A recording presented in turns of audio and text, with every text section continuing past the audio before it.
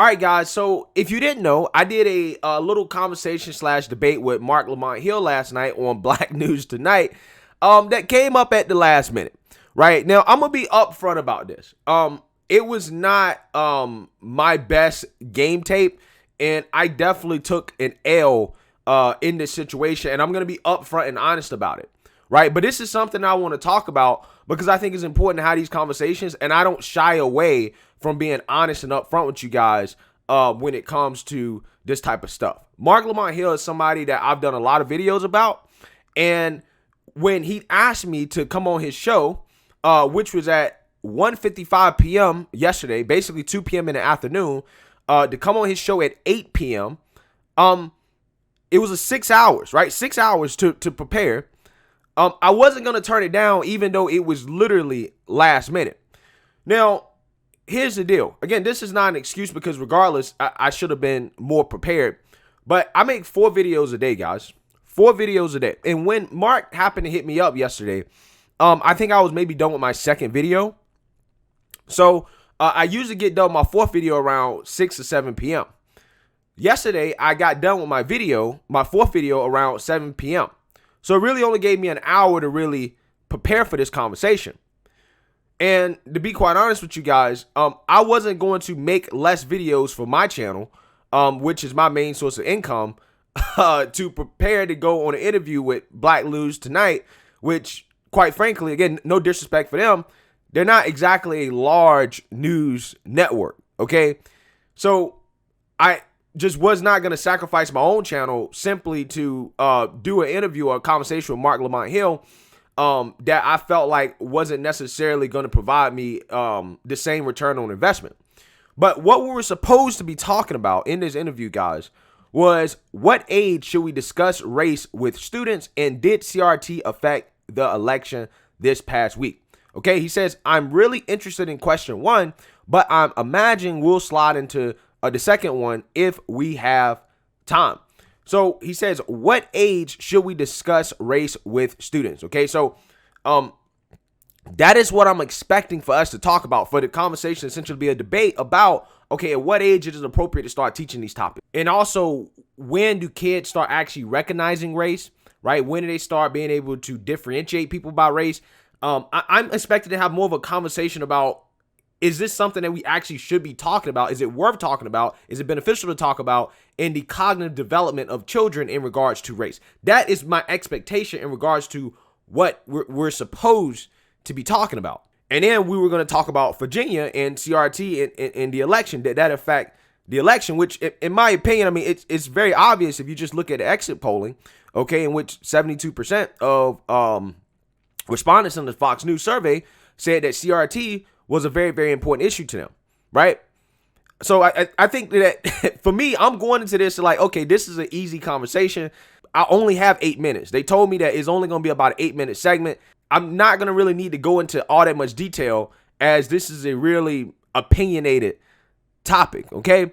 So I only had an hour really to prepare after I got done with all my work. But like I said, that's not an excuse, because I should have been cognizant of Mark's debate tactics, which basically include not really trying to have a real conversation about the issues, but more so trying to ask these questions that take away from the actual conversation that we're talking about, in order for him to try to make his opponent look uneducated and unprepared, while he never has to answer any questions or make any arguments or to show that he has knowledge about any actual real things, right, outside of the whole race stuff. Okay, so I'm just gonna go over the clip, and we're gonna cover the first part of his interview, and then the last part of his interview where I really kind of messed up, right? And I'm really mad at myself for letting myself get put in that situation. So I kind of look at this as a fun way to go over this interview, what I did wrong, and to basically get better, because this is the first time I ever did anything like this. I was nervous going on the show. Again, he hit me up about this at literally the last minute, so I did not have much time to really prepare. But regardless, I'm happy that I did it, even though it, I'm not proud of it. But at the same time, I have no issues admitting when I take L's. I have no issues whatsoever. So let's go ahead and get into this.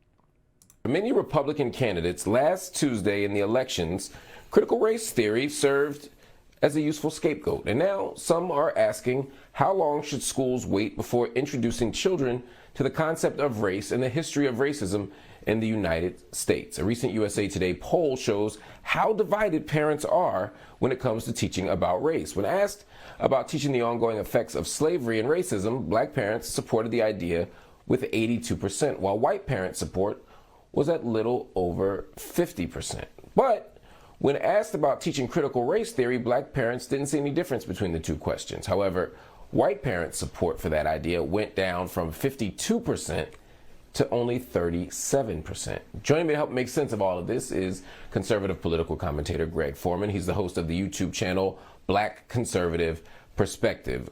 Greg, thank you so much for joining me on the show. Let's start with the fundamental question here. Is there a such thing as too early, in your estimation, to teach children about racism? Well, thank you, Mark, for having me on your show. To answer your question, it really comes down to the parents, right? If parents want to teach their kids about racism at 2-3 years old, if they want to wait to their teenagers, or they want to have that conversation later on in life, I think that's purely up to the parents. I don't think it's the government's role to be teaching our children about race, especially the way we're talking about it today. I mean, really, to be quite honest with you, I don't think that black people, this is Black News Tonight, so I guess it's mainly about black people. I don't think we really should be concerned about this conversation about race, especially when our eighth graders are reading at a proficiency rate of 15%, at or above proficiency rate. So it's like the whole race conversation, in my opinion, is not really that important compared to some bigger issues. And we really shouldn't be wasting classroom time talking about it, when I think it's ultimately up to the parents to have that conversation. Anyways, I think we have much bigger issues in the black community to worry about than race. All right, so this is really the crux of my real argument, right? This is what I really want to talk about with Mark, right? Which is the fact that why are we talking about race, okay, when our eighth graders literally cannot read?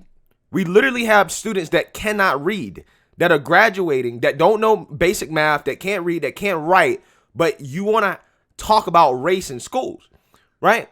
And again, just going back over the game tape here, I made a mistake by not sticking with this, right? I essentially let Mark kind of steer the interview in a different direction, when this is probably my strongest argument that I really should have stuck with and dug in on.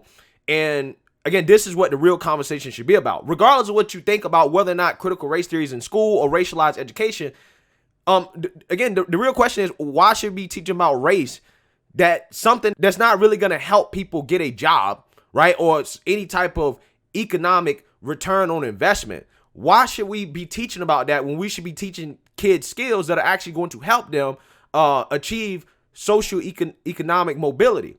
That's what my real actual argument is, and that's what I came here prepared to talk with Mark about. But as you guys are going to see, it's going to steer in a direction that, again, I was not really as prepared for as I should have been.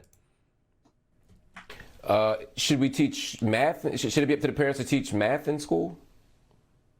No, but the difference between math and teaching about race is that math is actually going to help you get a job and make some money.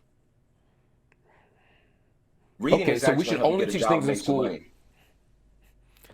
So we should only teach things in school that will make you money. Yes. All right, so I'm being kind of tongue in cheek here, but I low key, I honestly, in my heart, believe this. I actually believe that schools should be skill factories. I think that you should learn the basic things like, history, some civic stuff. Obviously, you should know how the government works. Obviously, kids should learn those things. However, the problem with our modern day school system is that it's not conducive to helping kids get jobs right out of high school. Our kids come out of school with literally no skills whatsoever, which is a part of the problem, right?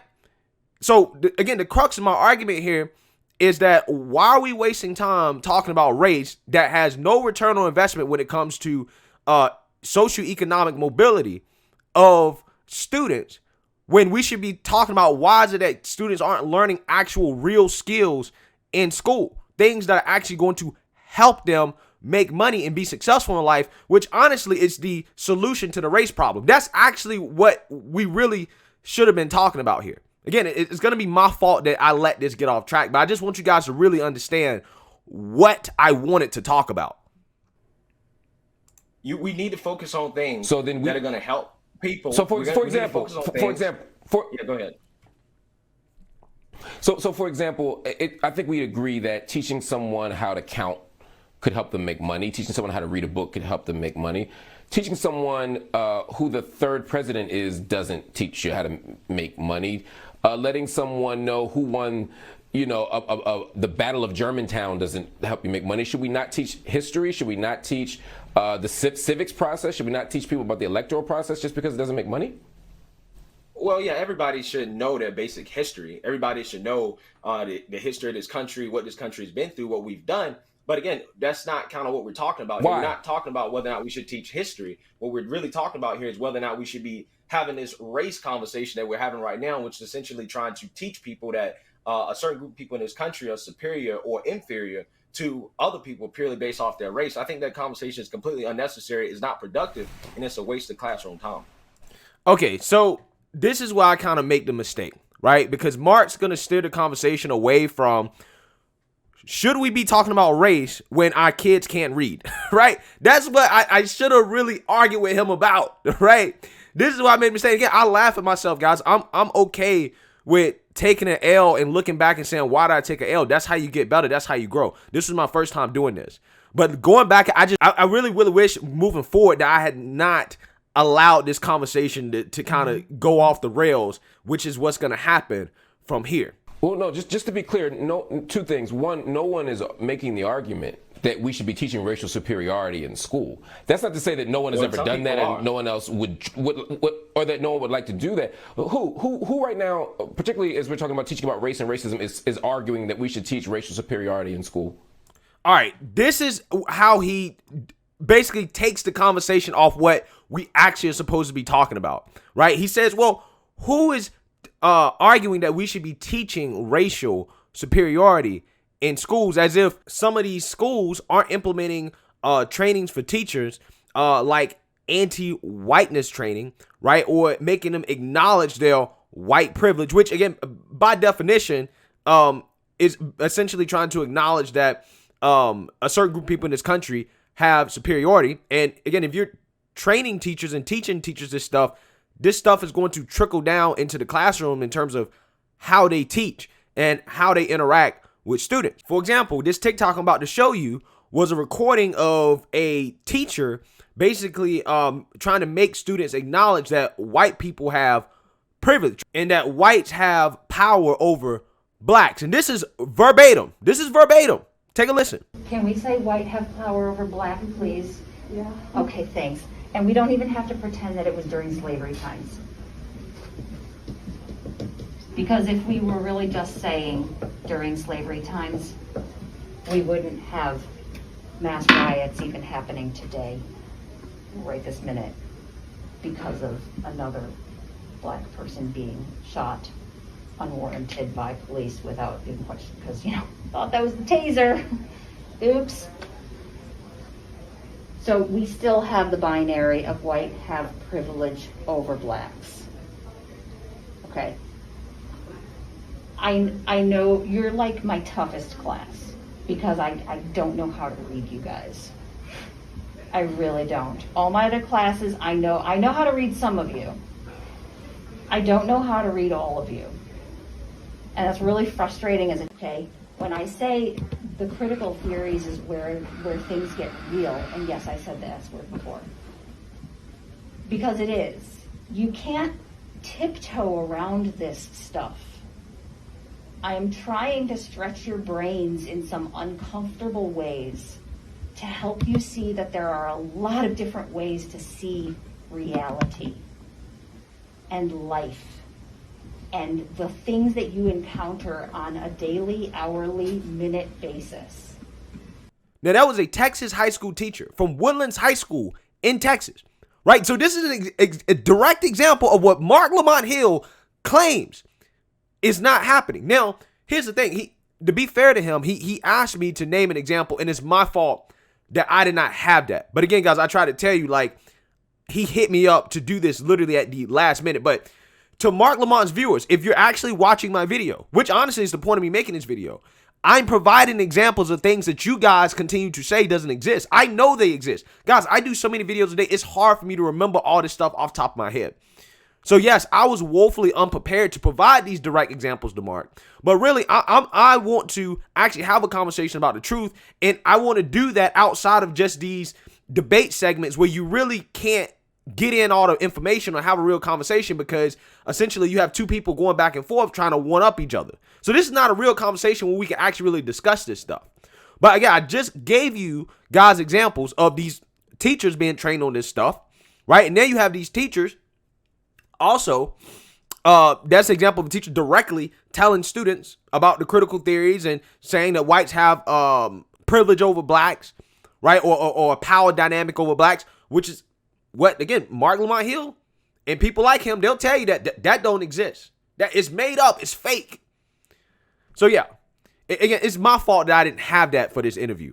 And it's not his fault that he has to resort to these tactics, because it puts him in a space where he doesn't actually really have to argue anything.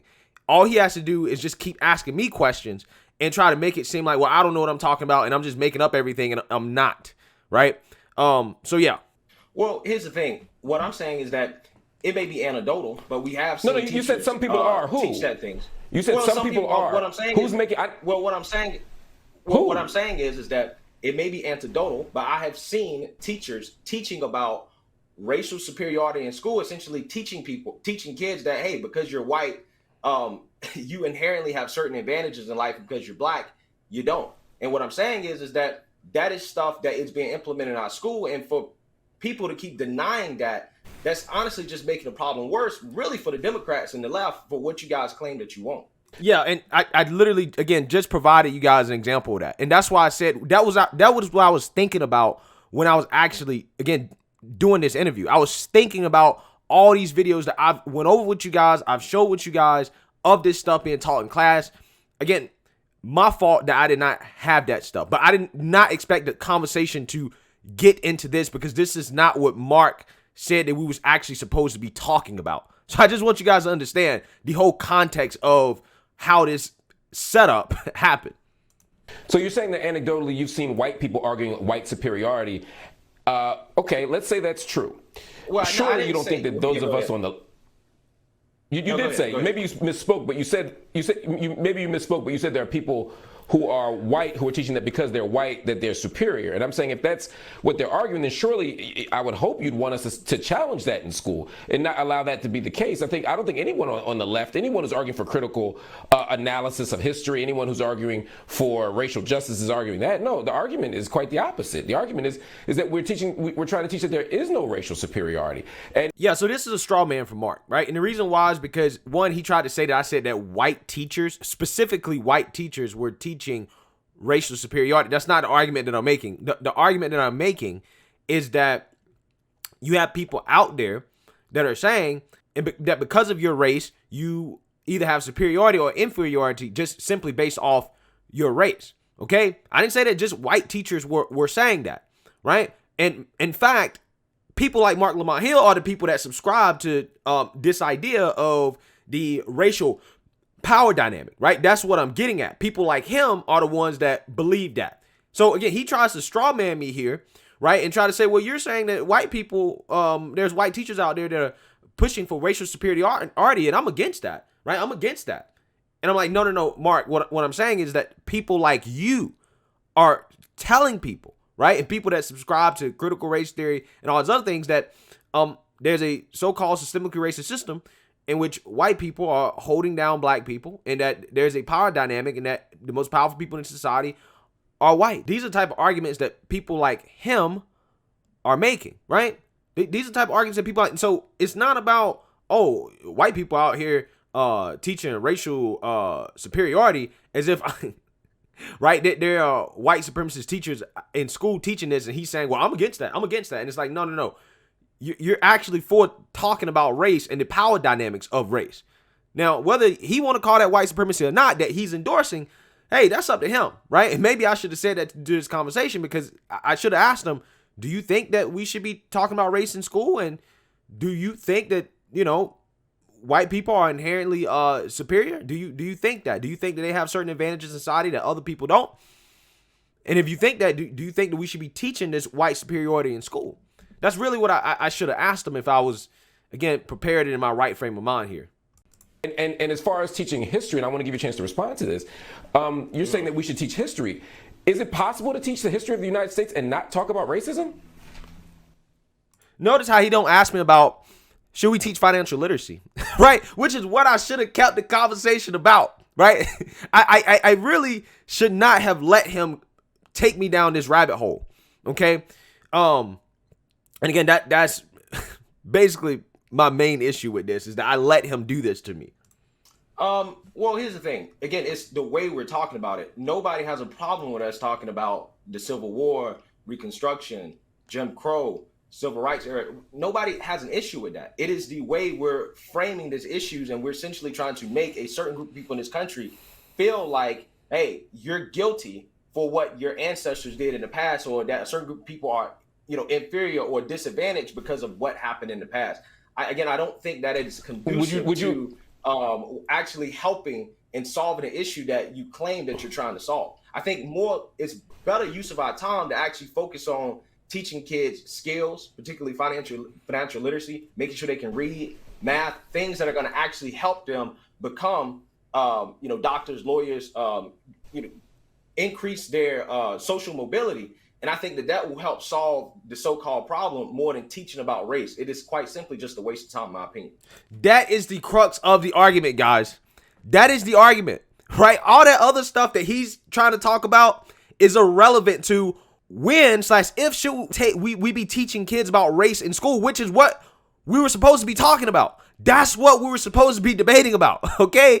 All this other stuff, he throws that in there to try to, again, make me look ignorant. But there are examples out there of the things that Mark and people like him claim don't exist. Okay? So I just want to get that straight. This is why I redirected the conversation back here, and I should have kept it here. Right. I guess, and this is that. Right. So he's not, he says that because he can't argue with that. He doesn't have an argument for it. Okay? So pay attention to what he follows up with. He's not going to follow up with, well, you know what? Should we be teaching race in school when, our kids can barely read and when there's more important subjects and things that we can be teaching in school besides? He's not going to want to talk about that. He don't want to, because he can't win on that, right? He can't win on the actual argument that we were supposed to be talking about, right?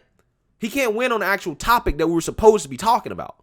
It feels a bit like a straw man. I mean, we all agree that you should teach skills that are useful for future endeavors in life and for. It's not a straw man. Because we were talking about when should we be teaching kids about race. And essentially it's around teaching kids about this stuff in public schools. My argument is that it's a waste of time and resources to teach kids about stuff in public schools. And we would be better off teaching kids about things that are actually going to help them climb the socioeconomic ladder. That is my argument.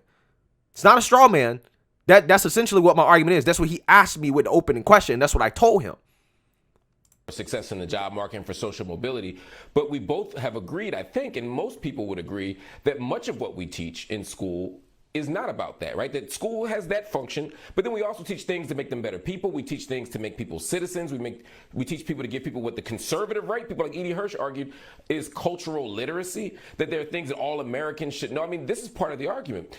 And yes, and nobody's saying you shouldn't teach those things, right? Like certain things like civics, history, a basic understanding of those things. Nobody's saying you shouldn't teach that. But what I'm saying overall in general is that we do too much time in school having kids learn about things that, quite honestly, are just not good returns on investment. They're not teaching them real skills to help them get a job, right? And that is my argument here. We simply don't have the time or the resources to dedicate to talking about race to kids in school. We don't, especially when kids can't even read, right? You're saying, well, we can teach history and we can teach slavery and we can teach the Civil War, but it's the way we teach it. What would be the wrong way to teach about the Civil War? What would be the wrong way? Give me an example. What would be the wrong way? Well, again, the wrong way to teach about the Civil War is to frame it as if white people are inherently evil and that because of colonialism, essentially they've dominated the chessboard of the world, and that everybody's life is bad because of white people. That's the wrong way to teach it, and that is the argument that some people are making. I think that it is inaccurate, because I think when you look at the lens of history, there are winners and there are losers. And I feel like some people seem to be more upset about the fact that European colonialism was successful for a certain period of time, rather than actually being upset about so-called racism, because what they actually really are calling for is racism against white people to try to rectify the past. Who's calling? That's obviously not the right thing to do. That's obviously not the right. Go ahead. Okay, so again, there are a few things here, and I'm going to steal just a minute just to make sure we get to all of them, or as much of it as we can. One, you say people are arguing that we should reverse this idea and now call for racism against white people or superiority of black people over white people. Individual person doing that, there's always an individual person. There's an individual person right now saying that the moon is made of cheese, right? But in terms of a movement, a curriculum movement, an organization, a group, a homework assignment, can you name any group, any politician, any educator, any scholar who is arguing that we should reverse the course of history and now argue for black racial superiority in school? So guys, keep in mind, this is a very, very, very specific question. And he's asking this very, very, very specific question because he knows it's going to be really hard to actually get an answer to this question, right? Can you name somebody that's arguing for black superiority in school? But I never actually made that claim, right? I never claimed that anybody was arguing specifically for black superiority in school. I made a general statement that there are some scholars out there that are calling for black racial superiority, right? Again, which by definition would trickle down into school. But again, Mark tries to make the question very, very, very specific so that he knows I can't answer it. Okay. And again, this is not a guy that's really trying to have a real conversation. This is a guy that's like, oh no, I'm just going to try to make you look dumb and ask very, very, very specific questions that's going to be hard for you to answer. Right? Again, guys, this is not what the conversation was supposed to be about. Right? The conversation was supposed to be about at what age should we start teaching kids. So I'm going into this conversation thinking that we're going to be talking about at what age do kids recognize race, when they start to see race, how is race plays a part in their development, their cognitive development. That's what I'm thinking about. That is what I came prepared to actually talk about, right? There was a professor. There was a professor at Rutgers University. I don't remember her exact name. You're probably familiar with her. I actually did a video about her. Again, I don't remember her name off the top of my head. That's not what I was prepared to talk about in this interview. But she actually went on the route and did an interview and basically argued for just that, black superiority, right? She made the argument that indigenous people and black people essentially have been living together in peace and harmony until the evil white man came and destroyed everything. And basically, white people just in the way of black superiority. She made that argument. She's an academic. She's a professor. Again, if anybody wants to go on my channel and watch the video, you can. But there are people out there making those arguments. Just to be clear, like they're not. I think it's really hurting you. Go ahead. So a couple things. One, I think you're grossly misrepresenting Dr. Brittany Cooper's argument. No, I'm not. No, I'm not. Guys, we saw the video. That Brittany Cooper, guys, we saw the video. That's literally what she's arguing for.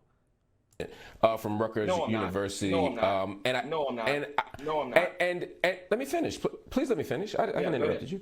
And second, I asked her to name someone who's making an argument about teaching this in school, in K-12 education. Dr. Brittany Cooper does not do K-12 education. She's not talking about curriculum. We were having a conversation about what's being taught to our children in school. Dr. Brittany Cooper, although she's not making the argument that you're suggesting she's making. White folks are not infinite and eternal, right? They ain't gonna go on for infinity and infinity. And that's super important to remember, that white colonialism and imperialism has a beginning. And in my way of thinking about the world, that means it has an end. And so part of what we are trying to do is to imagine what are the steps that we must take to get to the other side of this very inconvenient, epochal interruption of like black and indigenous world making. I mean, does that give people comfort on the day to day when you like just having to deal with white folks and the travesties that they create and the sense that they want to destroy the planet? Nah. She's also not talking about Yes, schools. she is. There's no organization or no movement making this argument. You're picking to pick an individual professor who did make a point about how white people and to use your language, colonialism has disrupted and interrupted the living conditions and the life and the culture of indigenous people and black people, which I would say is historically accurate. But even if you disagree with that, that's not an argument for what's happening in K-12 education. But you also said, and this is the last piece I wanted to get from you, just so that I can understand here, are you suggesting that colonialism did not, and settler colonialism particularly in the United States, did not disrupt the lives of indigenous people? Would you argue that European conquest didn't disrupt the lives of Africans on the continent? Would you argue that, honestly? No, I'm not. No, I'm not making that argument. What I'm saying is it's not unique. You're acting like it's unique, that it's inherent to just white people, and that's just not true. And that is the argument that she was making. Also, you asked me to name an academic who was saying those things. I gave you that. We moved on past the whole name a teacher in public school that's making that argument, because I already told you that I've seen anecdotal evidence of teachers doing that. But the real conversation here, Mark, is about this. Let me pause. I want to keep you. In the implementation. I want to have the equity conversation. I'm not interrupting. Just hold on, brother. I got to take a commercial. Yeah. Brother. I'm going to do you a favor. I'm going to double this conversation. I want to give you all. All right, so yeah, Mark trying to act like Brittany Cooper was not making an argument for racial superiority, and she actually was, right? And see, this is what he does. He says, well, you know, she's not really making that argument. You grossly mischaracterized. No, I'm not. Guys, we've all seen the video. We know what she said. We know the arguments that she makes. Again, he's trying to pretend like people like this on his side don't exist. And what I'm trying to tell him is, like, you can keep pretending like this stuff is not happening, but you're not doing yourself any favors, because pretending like it's not happening and people not saying this stuff when people can see that it's happening, parents can see this stuff is happening. This is what people are talking about, right? This is what people are saying. And then he's pretending like it's not because, oh, well, you can't give me some super obscure example or something. Again, you're not helping yourself out. This is why these people are going to lose, right? This is why they're going to lose. Notice how Marc Lamont Hill here, he never actually really rebutted any of my claims. Right? He simply said, well, I just want an example of an academic that says such and such. He never said it wasn't actually happening, right? He never provided evidence that it wasn't happening, right? So he's asking me to provide evidence for something, but he's not providing evidence for anything. The only thing he's doing, he's just asking questions, right? And that's fine. That's fine. I mean, he's the interviewer, but I'm just saying, my mistake here is letting him do this. That was my mistake. Cut off. So let me take a commercial break, come back, and we can have a full convo. Everybody stay with me. We're here on Black News Tonight, talking race, talking education, talking justice. Stay right here. Political commentator Greg Foreman. Greg, we've been talking about this question around race, this question around education. You said there was an issue of equity that we're missing here that you think we should be raising in schools. Tell me what it is. So the issue is that this idea of equity, in my opinion, I think is toxic in school. I think it's especially toxic to black people because it essentially calls for the dumbing down of education in order to try to right the wrongs of the past, and is also stirring more racial hatred. I think it's riling up a certain group of people in our country because they feel like they're being discriminated against in favor of other people, when I think that's absolutely necessary. So absolutely unnecessary. But again, there's two components of it here. I think it's stirring up a racial divide because essentially you're calling for discrimination against other people and to try to help other people to rectify the past, but you're also implementing school policies that is dumbing down. Can you explain that education. first point to me? I'm not following. Go ahead. Can you just explain? Can you explain the first point to me? I just didn't follow. You said how are white people being discriminated against? Well, essentially what happens is that there are policies that have been implemented in these schools where what you're saying is that, well, we have to take away from white people, right? Because black people are not doing as well. So therefore they need extra help. They need more resources. We have to shift things to a certain group of people simply because, well, we feel like they're not doing as well because of systemic racism. That's just in general what's happening. Like where? Can you name one city, one district where resources have been taken from white people and given to black people, where they said white people are going to get less so that we can give black people more because they need it more? Can you name one district in the country where that's happened? This is where the interview falls apart for me, really, right? This is where it goes really, really bad, because essentially, again, we're not really supposed to be talking about this. Like, at this point, we're supposed to be talking about what happened in Virginia, right? We're supposed to be talking about what happened in Virginia, right? Not going into this much detail. Again, it's supposed to be 8 minutes. I came prepared to talk for 8 minutes, right? So it is what it is. But at this point, I should have thought about affirmative action, right? I did not think about affirmative action at the point, which is essentially what he's asking me here. Can you name a equity policy that essentially takes away from other people to give to others? That is what affirmative action is, because you're taking away a certain group of people's ability to get into certain schools, certain programs, in the name of letting other people get into these schools and programs, right? But for whatever reason, it never crossed my mind to name that. But again, that's my fault, right? I came unprepared for that. But recently there was a teacher from Indiana, I think his name is Tony Kinnett, who came out and actually revealed how his school district is implementing some tenets of critical race theory and racialized education. You know, people like Marc Lamont Hill swear up and down, does not happen. Take a look. I'm the science coach and admin in the largest public school district in Indiana. I'm in dozens of classrooms a week, so I see exactly what we're teaching our students. When we tell you that schools aren't teaching critical race theory, that it's nowhere in our standards, that's misdirection. We don't have the quotes and theories as state standards per se. We do have critical race theory in how we teach. We tell our teachers to treat students differently based on color. We tell our students that every problem is a result of white men, and that everything Western civilization built is racist. Capitalism as a tool of white supremacy. Those are straight out of Kimberly Crenshaw's main points, verbatim in Critical Race Theory, the writings that formed the movement. This is in math, history, science, English, the arts, and it's not slowing down. If students of color have lower reading scores, it's because of inequity. Therefore, we take from the white students and give to the color students. That's Richard Delgado, straight out of CRT and Introduction.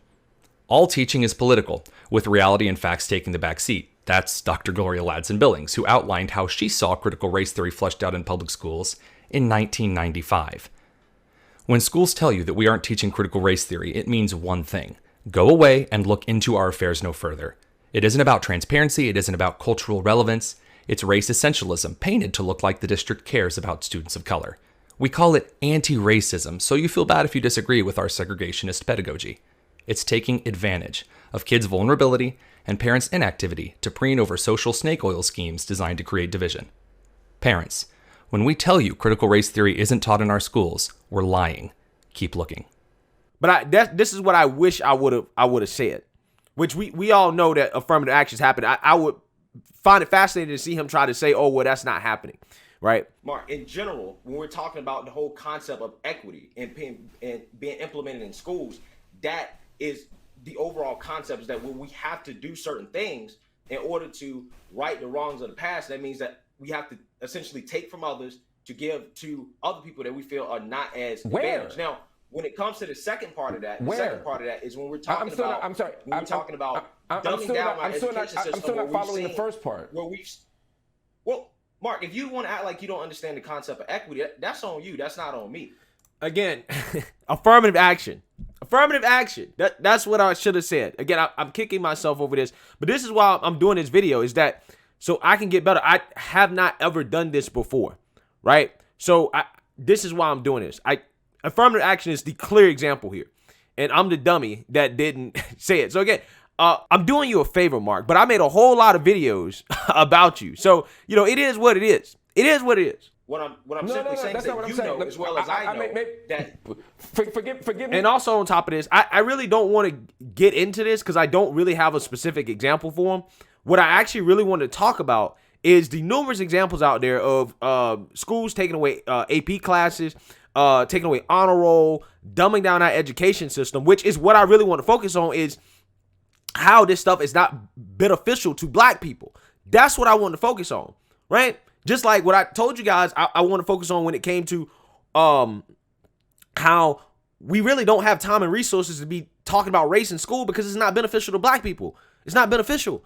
That was kind of my whole mindset with this thing, is that I want to talk about how this is not beneficial to black people. Right? It is not beneficial to have this concept of equity where you're dumbing down education, which I wanted to get into. I didn't really want to sit here and talk about, okay, give me a specific example of, you know, resources being taken away from white people to give to other people. I didn't really want to stick with that because that's not really where I was going with this. Where I was going with this is that equity is bad for black people because some of it calls for dumbing down the education and lowering standards. That's not going to be good, right? Not even just black people, really just students overall. That's really what I wanted to talk about. But Mark simply would not let me get there. He wouldn't let me get there. Forgive me if I'm not being clear. I understand what equity means, and I understand that you're arguing that taking from one group and giving to another is problematic and that it's happening. My question is not what is equity. My question is, let me finish the question. Let me finish the question. Yeah, go ahead. My question is, where can you name one place in the United States? Very simple question. Can you name one place in the United States where the thing you're describing is happening? Okay, let me actually give you an example. There was a professor, I believe. College admissions. Now, I'm like, guys, I'm going to give a really stupid example that I am very embarrassed about. But again, this is me, again, being nervous. Again, just not generally well prepared for this.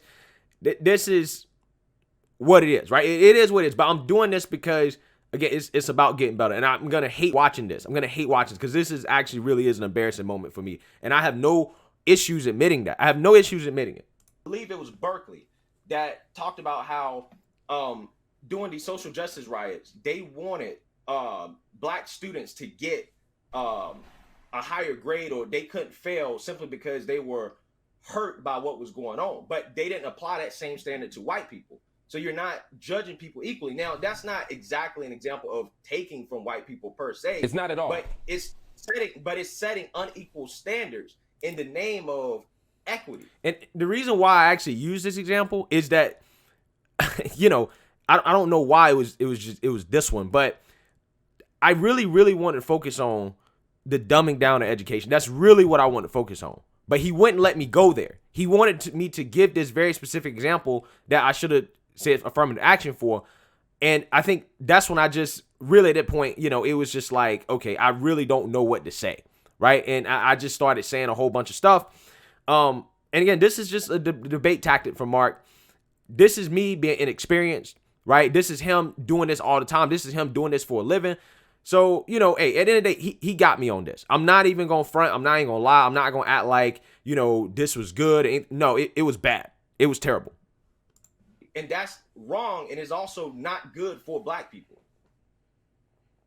So that's an interesting point. You got the university wrong, and also it wasn't that a professor was offering that. It was that the student made a request of the professor to do that. The professor said no. The student made a request. Right. Yes, So I got you. just because I'm on the news, I have to actually correct and give facts. So your whole argument here is that a white professor at the liberal Berkeley was trying to do something for black students and not whites. That's completely untrue. It was actually the student that made the request, and the professor said, "Let me finish." The professor said no, and it didn't happen. And that's not a K-12 school example. So it's the wrong context, the wrong professor, the wrong story, and the wrong outcome. Can you once again name one place where the thing you said is happening is actually happening? I'll give you the last word. Mark, listen.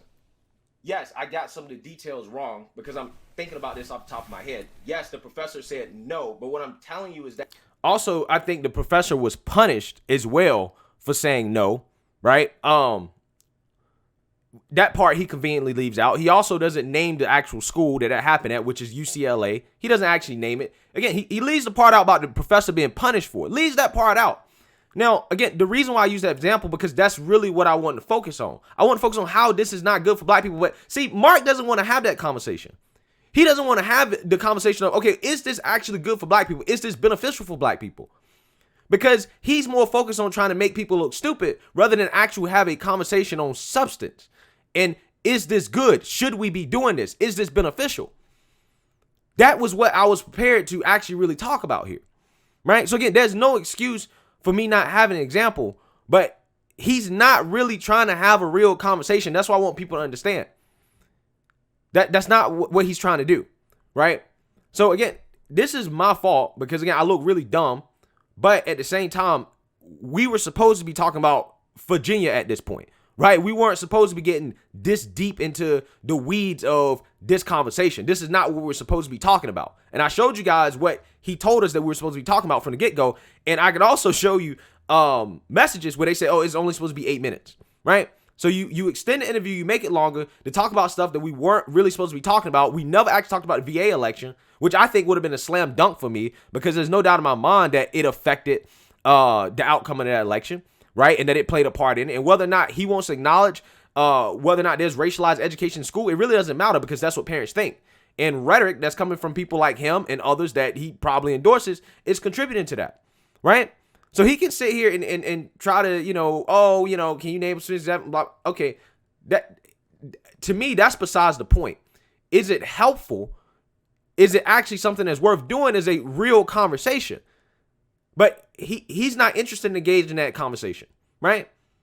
And I think that's what really bothers me the most about this. That is an example of what happens in schools. It doesn't just apply to just colleges. You know that. You can pretend like it's not, and that's fine. Be my guest. Keep pretending like it's not happening. He does know what happens. He does know what happens. And the thing is, again, this guy, I should have pressed him more, right? If I ever had a chance to do this again with him, it's not going to go down like this. I promise you it's not going down like this, right?